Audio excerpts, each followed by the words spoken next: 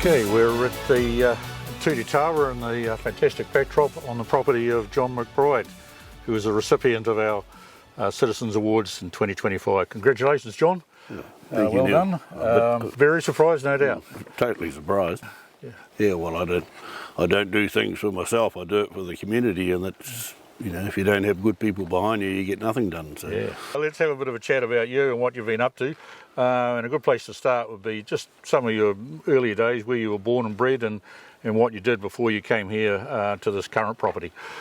Yeah, well, I was born and bred in Karponga on the flatland, and my parents milked cows, and but there was a little bit of a sheep farm across the road that used to attract me, and so I spent a lot of my younger years over there helping out, and then I started shepherding when I left school up at the Riri Kapa, and for an uncle of mine, and yeah, carried on farming the rest of my life, really. Yeah. Bit of shearing here and there to help buy this bit of land. And so you've been here since what, the 1978 I came here. Okay. So, and looking at your profile and your nomination, one of the first things you would have done when you got here was get involved or help form the Tūti Tawa Social Club. Yeah, well, tell me about that. The old school shut down '69 or whatever it was, and then the church community ran it for a little while, and then the social club, we formed a social club with the locals and took over the domain, leased the domain out, and we run 60 sheep down there for help keep our swimming pool and the buildings up to scratch. And your role there is farm manager?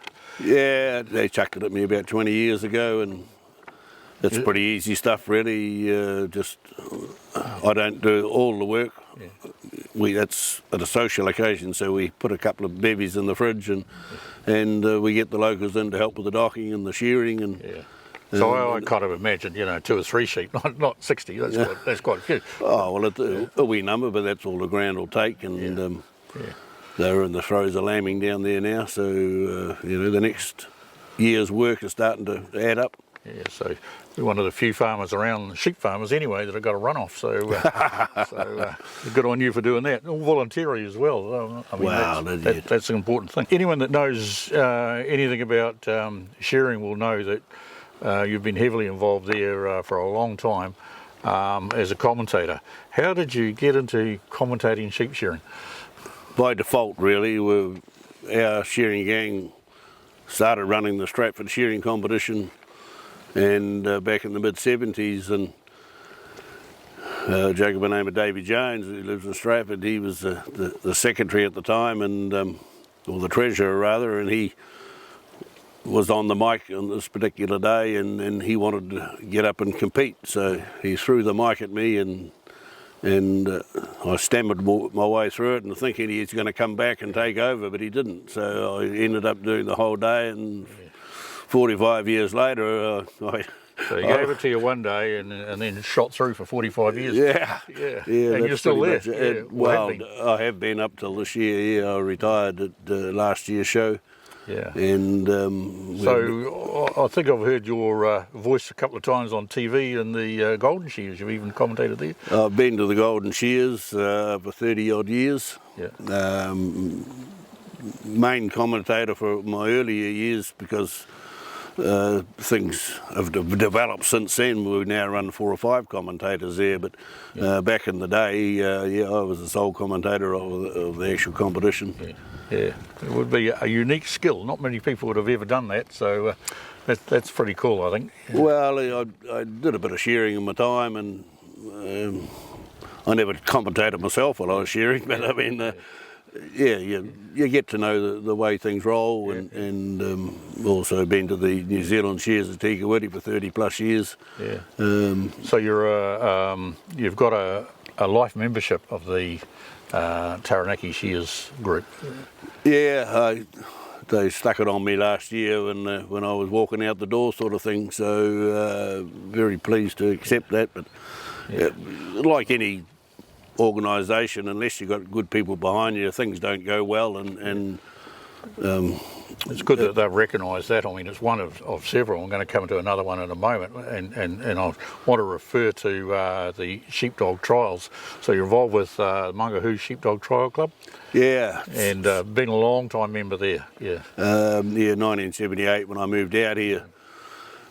Anything local, I always, got walked into it, I suppose, to help out, and still involved, and they rewarded you with a life membership as well. Yeah, a few years ago, both Philippa, my wife, and myself got a life membership. Yeah, that's fantastic. Both of you. I did, 10 years as a vice president and 10 years as a president, and right. Rebuilt the clubhouse during my time, and put a new bar facility on, and it's. But to say good people behind you, it's amazing what you can get done. Do, yeah. And amongst all of that, you still had a bit of time to play some footy. You've been involved with Strathmore and Toko rugby clubs, certainly with the Dean Cup, and you played for Stratford as well. And you're a life member of Strathmore and Toko. Yeah, that's 4 life memberships. Yeah. Well, I don't count them up, but I enjoy young people, and if you can help them help themselves, you get a smile on your face at the end of the day, and really that's what it's all about. So the Toko Club in particular has had a fantastic year this year. They actually won the Taranaki competition for Division 3, wasn't it? Yeah, the lower end of it, but it's any final's good to make a final, and they played very well up there in New Plymouth on finals day, and it was pretty tight all the way through, but they came out at the triumphant that day. They might have been a little hungover from that on last Saturday's Dean Cup. They didn't quite get there. We didn't quite get there. I was away at the test in Hamilton, but a good bunch of young people got going. They reckoned that there was only about half a dozen guys over 25, so there's a lot of youngsters in there. Right, so that's good for the future. Yeah, absolutely. Yeah. So you've had a lifetime of contribution to shearing in the region and nationally. You've had involvement with the dog trialling, and of course with the rugby, resulting in 4 life memberships. That's a fantastic community services, John. You must be very proud. I'm just happy that I can help. I don't do it for myself. I couldn't have done it without my family. Look, we've run out of time, so we need to wrap it. I just want to say on behalf of our community, thanks very much for the work that you've done, particularly here in the Tututawa area, but really right across the district. Your contribution's been enormous. Thank you very much. Yeah. Congratulations to you. Thank you, Neil. Okay, awesome to see you here. Okay, thank you.